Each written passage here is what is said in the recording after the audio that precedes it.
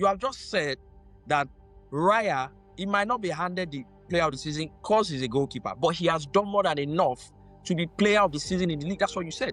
So now I'm asking you, if you're saying Declan Rice is your best player in the team over Raya, Declan Rice should be the one you're putting up for player of the season. Yes or no? Raya has to be in the conversation because I don't think this team can survive without Raya.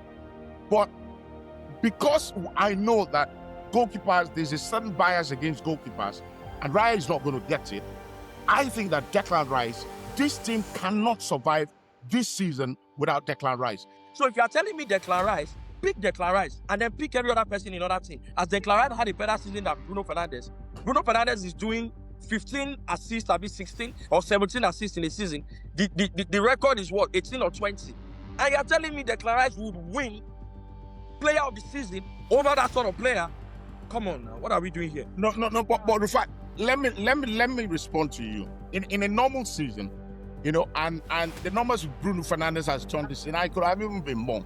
Has been just beyond staggering, you know, but you have to look at consequence.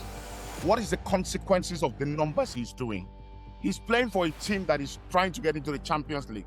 The pressure level that the Arsenal players are feeling, Bruno doesn't feel that pressure one bit.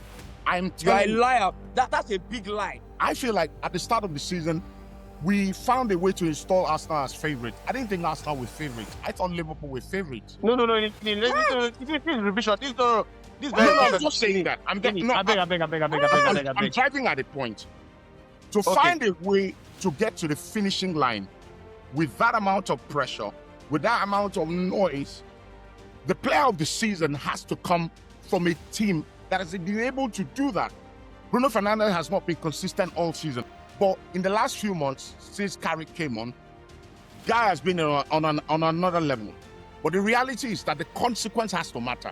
You remember that Emmanuel Adebayo scored 30 goals in this league. 30 Premier League goals. Did he win player of the season? He wasn't even in the conversation. He was competing with his consequence. Answer. His consequence. Let's go back to the season that Adebayo scored 30 goals. And I remember it very well. Right. He was competing with Cristiano. Yes. If Adebayo won the league that season, never mind the player he was competing with, and he had scored 30 goals, do you think the PFA player will go elsewhere? You are thinking if there are too many variables already. Will he go elsewhere? Answer the question. Relax. If Arsenal won the league in the season that Adebayo scored 30 goals, would the PFA player go elsewhere or not? Answer the question.